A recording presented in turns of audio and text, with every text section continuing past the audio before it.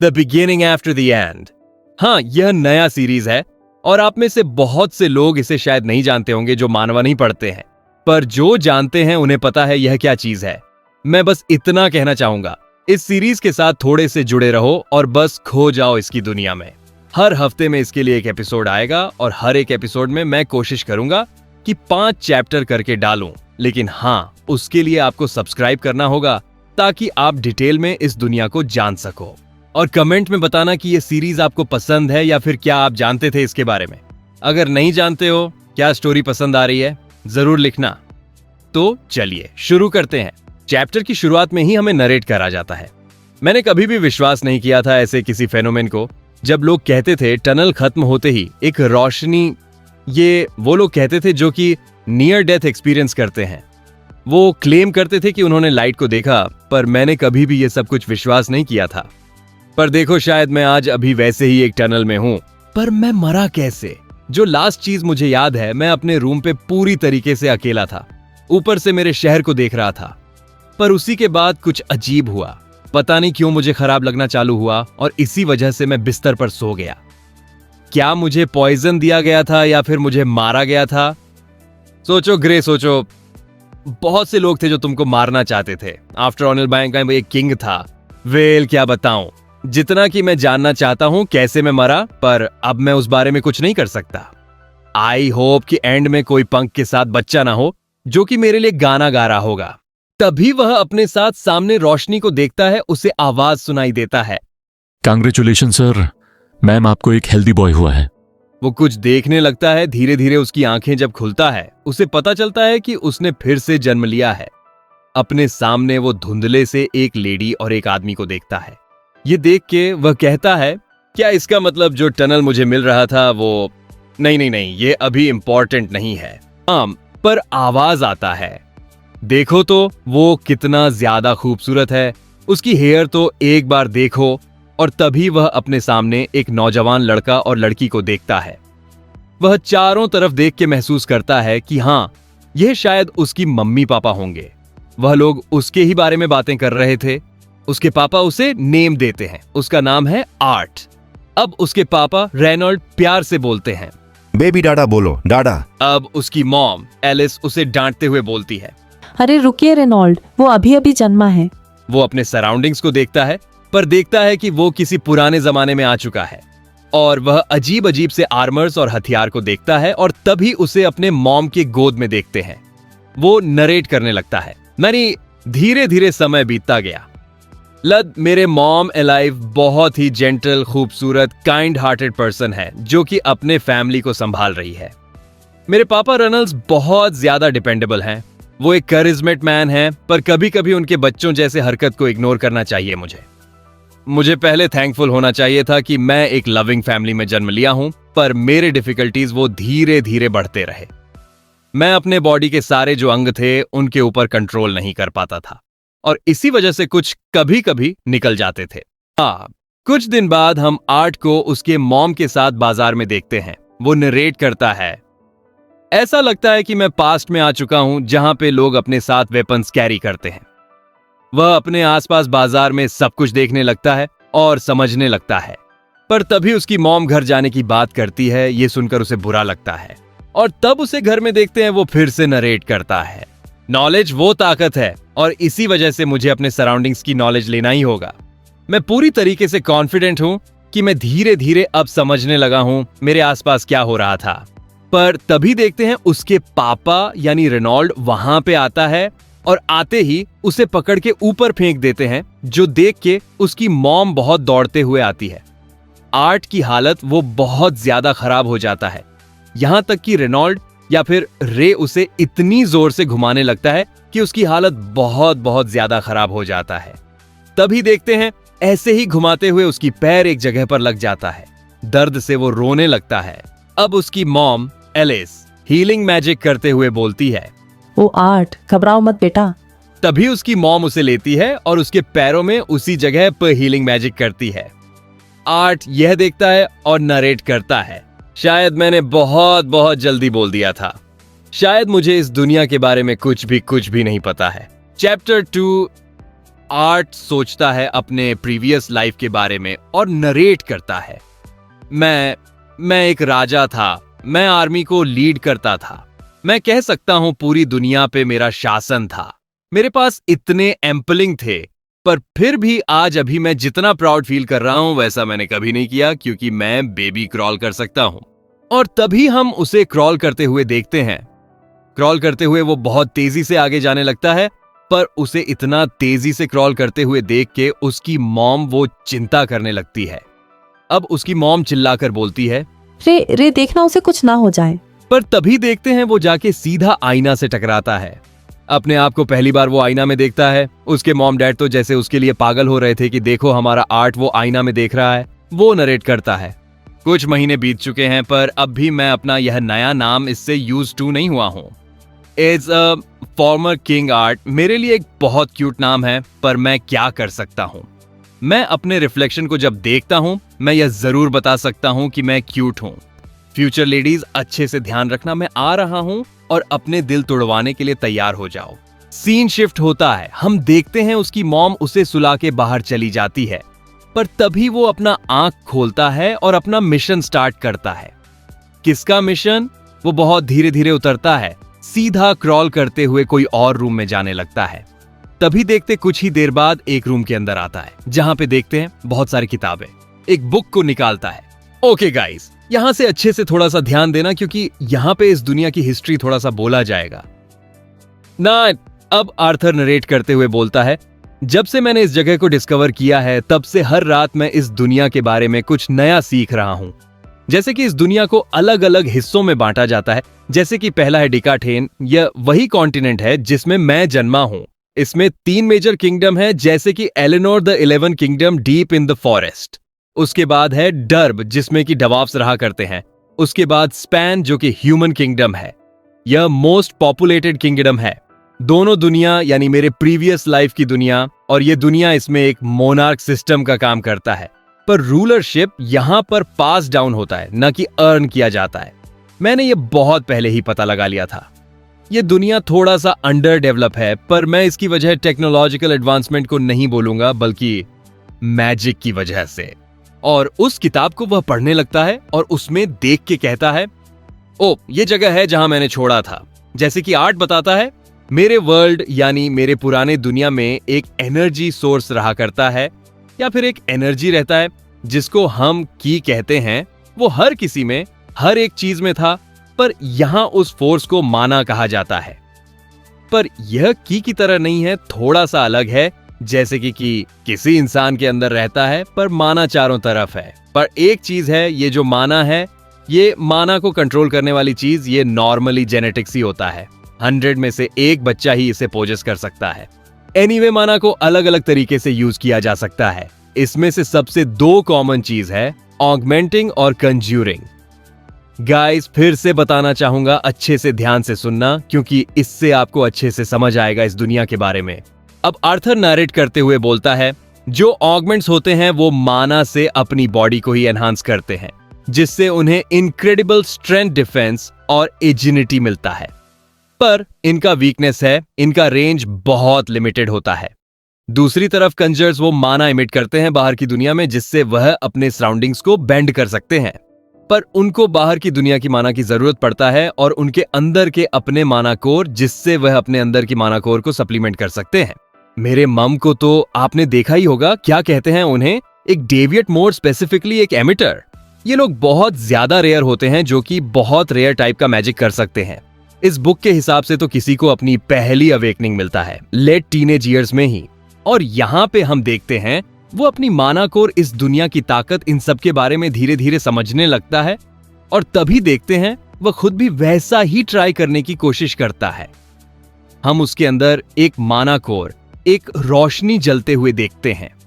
उसका जादू शायद काम करता, पर तभी अब उसकी मॉम आकर बोलती है, आर्ट तुम यहाँ पे हो, मैं तुम्हारे बारे में चिंता कर रही थी, पता है। पर आर्ट अपने आप को छुड़ाने की कोशिश करता है। अब उसकी मॉम बोलती है, ओह तुमको पूपी करना है बेटा। अब आर्थर अपने मन में झुंझलाकर बोलता है, मदर मैं बस अपने आप को अभी जगाने ही वाला था।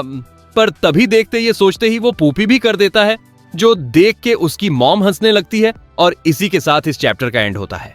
चैप्टर 3 की शुरुआत में हम देखते हैं आर्ट की मॉम को वो डायरी लिख रही है और लिखती है। अब उसकी मॉम डायरी पढ़ते हुए बोलती है, अब तो लगभग 2 साल से भी ज्यादा हो चुकी है। अभी भी मैं अपने बेबी के बारे में बहुत बहुत कुछ सीख रही हूँ, पर मैं एक कंक्लूजन पर पहुंची हूँ, और कुछ नहीं बल्कि यह कि आर्थर मेरा बेटा वो इस दुनिया की सबसे अडोरेबल बेबी है। उसकी बैसी एयर आइज सच में बहुत ज़्यादा क्यूट है। हाँ, मुझे पता है इतना सब कुछ होने के बावजूद भी मुझे अच्छी तरह से एक स्ट्रिक्ट मॉम बनना ही होगा, नहीं तो फ्यूचर में उसे बहुत तकलीफ होने वाली है। हाँ, ऐसा नहीं कि मैं रे पर रिले नहीं कर सकती, पर फिर भी आज ही मैं देखती हूँ कि वो अपने उतने छोटे बेटे को हथियार चलाना सिखा रहा था, और ये तब जब मेरा बेटा हल्का हल्का क्रॉल करना सीख रहा है। फिर से हम देखते हैं वो आर्ट को लेके बाहर यानी बाजार पे घूमने आई है, और तब जब वह आर्ट को लेके घूमने आई थी उसी बारे में लिखती है। एक चीज़ तो मैंने देखी है, आर्थर को small merchant strip in central lab वहाँ पे जाना बहुत पसंद है, और इसी वजह से हफ्ते में कभी कभी मैं जाया करती हूँ। मैं ऐसे आर्थर को बड़े होते हुए देख रही हूँ और सोचती हूँ वह कैसा होगा बड़ा होके। क्या वह अपने पापा की तरह एक एडवेंचरर बनेगा? आई होप कि वो वैसा ही बनेगा। वो अपने बेटे के पढ़ाई के बारे में भी लिखती है कि उसे इतना इंटरेस्ट क्यों है, मुझे पता नहीं, और तभी देखते हैं वो अपना लेख खत्म करती है। दूसरी तरफ आर्थर यानी आर्ट को देखते हैं। वह अपनी पापा को ट्रेनिंग करते हुए देख रहा था और सोचता है 2 साल बीत चुका है, मैंने पढ़ते पढ़ते बहुत कुछ सीखा, पर फिर भी हर दिन कुछ नया सीखना वह मुझे बहुत अच्छा लगता है। पर तभी देखते उसकी पापा वो मैजिक करने के लिए हाथ आगे करते हैं और कुछ मंत्र कहते हैं और कुछ स्पेल कहता है। वो ये देख के नरेट करता है, सच में पापा बहुत देर से चैटिंग कर रहे हैं और अब तो यह कुछ मिनट तक हो चुका है। वो बहुत हार्ड कंसंट्रेट कर रहे हैं। तभी रे के सामने हम कुछ पत्थर को गिरे हुए देखते हैं। वो सारे पत्थर हिलने लगता है, जो देख के आर्थर बहुत ज्यादा चौंकता है और सोचता है, आई वंडर किस तरह की फेनोमेनल मैजिक पावर होंगी उनमें। और तभी रे चकता है सारे पत्थर जैसे कि उड़ने लगता है। ये देख के आर्थर एक्साइटमेंट में बहुत ज्यादा चौंकता है। चैप्टर 4 की शुरुआत में हम देखते हैं उसके ही पापा को, वह अपना मैजिक अभी भी करे जा रहे हैं। कंसंट्रेशन करता है और तभी ब्लो छोड़ता है, पर उससे हम देखते हैं कुछ छोटे छोटे पत्थर को भी कुछ भी नहीं होता, वह अपने जगह से थोड़े से ही हिलते हैं। ये देख के आर्ट पूरी तरह से वहीं पर चुप हो जाता है। पर तभी कुछ देर बाद जब रे उसे देखता है, देखते ही बड़े कॉन्फिडेंस के साथ कहता है, तुम्हारी पापा औसम है ना बेटा? अब आर्थर अपने मन में बोलता है, क्या सिर्फ इतना ही? 3 मिनट का एटम कंसंट्रेशन और उसके बाद सिर्फ कुछ छोटे छोटे पत्थर को ऐसे हिलाना, मतलब तुम इन्हें थ्रो करके इससे ज्यादा दूर फेंक सकते हो। तभी वहां पे उसकी मम आती है और कहती है, बेटा तुम अपने पापा को देख रहे हो? फिर बाहर देखकर बोलती है, अरे फिर से नहीं, उन्होंने फिर से सामने की यार्ड खराब कर दी। इस तरफ आर्ट अपने पापा को देख रहा था और सोचता है, सीखते सकते मुझे पता चला है कि मेरे पापा वो एक ऑगमेंट है। आई वंडर मैं अपने माना कोर का कब अवेकन कर सकता हूं। पर तभी उसके पापा फिर से कंसंट्रेट करते हैं, ट्रेन करने लगते हैं। वो अपने पापा को ट्रेन करते हुए देखता है और कुछ ही देर बाद देखते हैं वो पीछे देखता है और नीचे उतरने की कोशिश करता, पर नीचे देखते ही डर जाता है क्योंकि उसके लिए वो बहुत ज्यादा ऊंचा था। वो नीचे उतरने की कोशिश करता है। उसकी मॉम उसे ऐसा करते हुए देख के उसे लगता है कि आर्ट को सोना है और इसी वजह से वो उसे ले जाने लगती है। पर आर्ट कहने लगता है, मम्मा बुक्स बुक्स। अब उसकी मॉम बोलती है, नहीं बेटा अभी तुमको सोना है। पर आर्ट के पास कोई भी चॉइस नहीं था और तभी वह बहुत क्यूट होने के दिखावा करता है। उसकी आंखें स्पार्कल करने लगता है और यह उसकी मम्मा सह नहीं पाती और इसी वजह से उसे छोड़ देती है। आर्ट को देखते हैं वो जाने लगता है और सोचता है, एक ग्रेट वॉरियर को अपने पास रखा हुआ हर हथियार का यूज करना चाहिए। और कुछ ही देर बाद देखते हैं वो बुक पढ़ना चालू करता है। उसकी मम्मा उसे देख कर बहुत खुश थी, वो हंसने लगती है, पर तभी बाहर से जोर से साउंड आता है। वो चौंकती है और कहती है, शायद तुम्हारे पापा ने फिर से एक पेड़ को तोड़ दिया है, मैं अभी वापस आती हूं बेटा। और ये कह के वो चली जाती है। अब इस तरफ आर्ट ध्यान करने लगता है और नरेट करता है, इस दुनिया में मेरी बिगेस्ट टेम्पलिंग है इस दुनिया के बारे में नॉलेज, और इसी वजह से धीरे धीरे मैं अपने माना कोर को फॉर्म कर पा रहा हूं। तभी उसके छाती में हम रोशनी जलते हुए देखते हैं। वो नरेट करने लगता है, मैं लगभग 2 साल से अपने मानाकोर को एक साथ करने की कोशिश कर रहा हूं। अलग अलग फ्रेगमेंट्स को जोड़ने की कोशिश कर रहा हूं अपने बॉडी के अंदर। इन सब की इतनी स्लो मूवमेंट देख के मैं अब समझ रहा हूं सबको ऐसा होने में इतना देर क्यों लगता है। और ऐसे ही ट्रेनिंग करते हुए कुछ ही देर बाद हम देखते हैं उसके अंदर एक वाइट टाइप का माना फॉर्म हो जाता है। और दूसरी तरफ उसके मॉम को देखते हैं। वो रे के लिए पानी लाई थी, पर रे एक पेड़ पर पंच करके उसे पूरी तरह से तोड़ दिया था। मतलब ये बंदा ताकतवर तो है, लेकिन मैजिक से नहीं, फिजिकल पावर से। दूसरी तरफ आर्थर, वो अब एक एक करके माना कोर के अंदर माना गैदर कर रहा था, पर तभी ही वहां एक खतरनाक ब्लास्ट होता है। उसकी मॉम उसी तरफ थी। ये देख के रे उसकी तरफ भागता है और उसके आगे जाकर उसको पूरी तरह से ढक लेता है। चैप्टर 5 की शुरुआत में देखते हैं, कुछ देर जाने के बाद रे की हालत हम बहुत ज्यादा खराब देखते हैं। पर तभी आर्थर की मॉम पीछे देखती है, बहुत डरी हुई है, और कहती है, आर्थर वो अब तक अंदर है। यह सुनते ही रे की हालत बहुत खराब हो जाता है, पूरी तरीके से चकता है और उस तरफ आर्थर को देखने के लिए भागने लगता है। पर कुछ देर बाद जब वहां पे वो जाता है, देखता है, देख के बैठ जाता है और उसे हम खुश देखते हैं। तभी वहां पे वो भी आती है और कहती है, रेनॉल्ड क्या हुई है? पर वो कहता है, वो अब तक 3 साल का भी नहीं हुआ है, पर अभी। तभी हम उसे हवा में उड़ते हुए देखते हैं। वो ध्यान कर रहा था उसे, जैसे कि कुछ पता ही नहीं। और कुछ ही देर बाद जब नीचे उतरता है, सामने आने लगता है और हंसते हुए सोचता है, हाँ, वाओ, ये सच में बहुत अच्छा फील हो रहा है। यहां तक कि अब पेड़ भी बहुत ग्रीनर लग रहे हैं। रुको, ये क्या हुआ है? क्या किसी ने हमला किया था? कौन जरूरत कर सकता है मेरे एक किंग के घर पर हमला करने की? सीन शिफ्ट होता है। 1 साल बीत चुके हैं आर्ट को। हम पढ़ते हुए देखते हैं, वो नरेट करता है। मॉम के साथ रह के मैं लगभग सीख चुका हूं कैसे पढ़ते या फिर लिखते हैं। अब तो मैं ऑगमेंटेशन की बेसिस भी सीख चुका हूं। और दूसरी तरफ डैड के साथ रहकर उनके साथ ट्रेनिंग भी करता हूं। हाँ, मेरा बॉडी छोटा है, इसी वजह से पहले थोड़ा सा मुश्किल हुआ करता था। पर फिर एक दिन मेरे 3रे बर्थडे पे डैड ने मुझे एक वुडन तलवार गिफ्ट की। आर्ट पढ़ रहा था और तभी देखते हैं वहां पे रे आता है और उसे ट्रेनिंग के लिए बुलाता है। कुछ देर बाद हम उन दोनों को बाहर देखते हैं। रे उसे मोटिवेट करता है, पर वो जो लैंग्वेज यूज करता है, यह सुन के आर्ट सोचता है, आई वंडर कि कोई भी 3 साल का बच्चा ये सब कुछ समझ पाए। पर तभी वह तलवार चलाने के लिए तैयार होता है और तेजी से जाके रे के हाथ में जो स्टिक था उस परे मारता है और स्विंग करने लगता है। ये देख के रे उसे कहता है, कम ऑन, मुझे लगता है कि तुम कर सकते हो। अब आर्थर मन में बोलता है, वो मुझे ऐसे ही जाने नहीं देगा, मुझे इसको खत्म करना ही होगा सबसे पहले। और तभी वो फिर से ध्यान लगाता है और एक ही स्विंग में रे की स्टिक को पूरी तरह से तोड़ देता है। रे बहुत ज्यादा शॉक हो जाता है। अब छोटा आर्ट मासूमियत से बोलता है, क्या मैं अब पढ़ने जा सकता हूं? रे उसे जाने के लिए कहता है। पर कुछ ही देर बाद हम देखते आर्ट घर के अंदर आके ध्यान कर रहा था और नरेट करता है, इस दुनिया में ताकत को माना कोर के कलर से मापा जाता है। सबसे पहले माना कोर ब्लैक होते हैं क्योंकि उसके साथ बॉडी के ब्लड और इम्प्योरिटीज जुड़े हुए होते हैं। पर धीरे धीरे उसका कलर लाइट होने लगता है, जैसे कि पहले ब्लैक, उसके बाद रेड, उसके बाद orange, yellow, silver and white. हर एक स्टेज 3 शेड्स में होते हैं, डार्क, सॉलिड और लाइट। माना कोर जितना ज्यादा लाइट होगा, तुम उतने ही ज्यादा ताकतवर होगे। पर तभी आवाज आता है, आर्थर, डिनर का टाइम हो चुका है।